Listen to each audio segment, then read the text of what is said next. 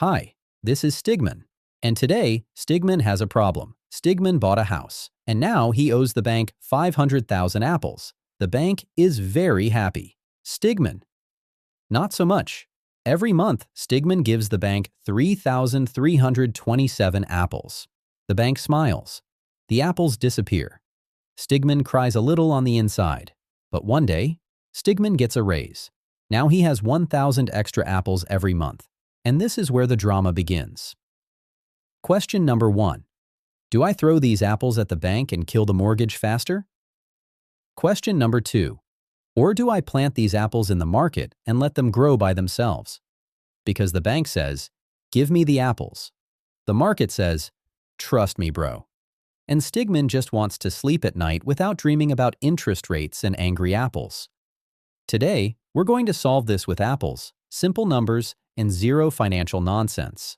Before Stickman decides where the apples go, there's something very important he needs to understand. This mortgage is not a normal loan. It's an apple-eating monster. Every month, Stickman sends the bank 3,327 apples and thinks, nice, I'm paying off my house. But the mortgage thinks something very different. It thinks, thank you, I will eat most of this. In the early years, almost all those apples don't shrink the debt. They just keep the monster calm. So when Stickman suddenly has 1,000 extra apples, this is not extra money. This is power. Used correctly, these apples can save years of payments. Used badly, they vanish into the monster forever. That's why this decision matters so much. Before we talk about investing, before we talk about returns, Stickman needs to see how this thing actually eats apples. Because once you understand that, the whole mortgage versus investing debate starts to look very different. Now let's look at option number 1. Stickman ignores the monster. He takes the 1,000 apples every month and sends them to the market instead. Not to gamble, not to day trade, just a boring index fund. Because Stickman is lazy, and lazy investors usually win. Historically, the stock market grows about 10% per year. Some years are great, some years hurt. To stay realistic, Stickman assumes 9%. Every month, he plants apples. Those apples grow more apples, which grow even more apples. That's compound interest. Slow at first, then a little scary. After many years, those monthly apples turn into almost 1.8 million apples. At this point, the market smiles and says, see, I told you. It looks amazing, but there's a problem. The mortgage monster is still there, and it's still hungry. Now it's time to reveal how the mortgage monster actually eats apples. Stickman thinks every payment kills a big piece of the debt. It doesn't. Imagine the mortgage is 10 big boxes. Each box is 50,000 apples. After one full year, Stickman sends the bank almost 40,000 apples. So one box should be gone, right? Wrong. Painfully wrong. After 1 year, the debt barely moves, because in the beginning, almost everything goes to interest. In month 1, Stickman gives the bank 2,917 apples in interest, and only 410 apples touch the debt. The monster eats first. Even after 5 years, most apples are still snacks for interest. It's not until more than 20 years later that principal finally wins. For 2 decades, Stickman isn't killing the monster. He's just feeding it enough so it doesn't bite. This is why extra apples matter so much.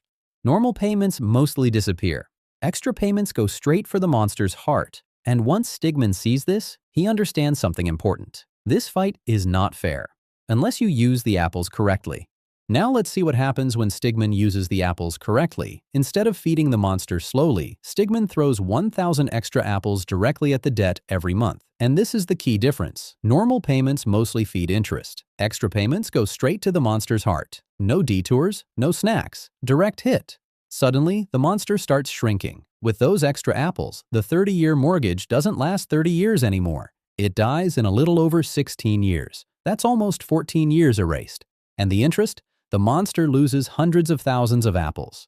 Now this feels amazing. The house is getting free faster. The monster looks weaker every month. Stickman sleeps better at night. But here's the catch. To kill the monster early, Stickman had to throw a lot of apples at it. Those apples are gone forever. So yes, the monster is dying. But we still need to ask, was this the smartest use of the apples? Here's the part almost everyone forgets. When Stickman finally kills the mortgage monster, he doesn't just celebrate and do nothing. Something very important happens. That monthly payment disappears. No more 3,327 apples. No more extra 1,000 apples. That's 4,327 apples every single month suddenly free. And free apples are dangerous. In a good way. So now, Stickman takes those 4,327 apples and sends them to the market every month for years. This changes everything because now we're not comparing investing versus paying the mortgage. We're comparing invest early versus invest later, but with way more apples. Those freed up apples start growing fast, very fast. By the time we reach the same 30-year mark, this second strategy builds over 1.1 million apples. So yes, paying the mortgage early feels amazing, but the real power move is what Stickman does after the monster is gone. And now the comparison is finally fair. Now comes the part spreadsheets are terrible at explaining: risk. Because the market does not grow smoothly. It doesn't give you 9% every year like a polite machine. Some years it explodes upward. Other years, it punches you in the face. And here's the problem most people don't see. The order of those years matters. If Stickman starts investing right before a bad market, those apples shrink. And watching your apples shrink is emotionally painful. Very painful. This is called sequence risk. And it's why two people can invest the same amount for the same number of years and end up with very different results. Now compare that to paying down the mortgage. When Stickman puts an apple into the mortgage, it never goes backward. A 7% mortgage gives a guaranteed 7% return. No volatility, no bad years, no panic. And that certainty feels good. Some people sleep perfectly knowing their money is in the market. Others sleep perfectly knowing they owe nothing to the bank. Neither is wrong. This is where money stops being math and starts being psychology. Because the best strategy on paper is useless if it keeps you awake at night. And that's why there isn't one correct answer. There's only the one you can actually live with. So what's the answer? Pay the mortgage or invest everything? Here's the truth. There is no single right move. Because money is not just math, it's behavior. This is where the F-squared rule comes in. The Freedom Fund rule. Instead of choosing one side, you split the apples. Some go to the mortgage, some go to the market. This gives you progress and peace at the same time. Here's a simple framework. If your mortgage rate is high, above 8%, paying it down first makes sense. If your rate is very low, around 3 or 4%, investing most of your extra apples usually wins. If your rate is in the middle, where most people are, do both. Maybe 50-50, maybe 60-40. There's no perfect split. The goal isn't to win a spreadsheet, it's to build a life you don't panic inside.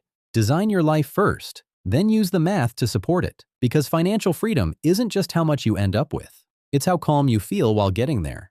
If this helped you think more clearly about your money, you're already ahead of most people. Give it a like if it made sense, and subscribe for simple, honest explanations about money, decisions, and how not to panic. See you in the next one.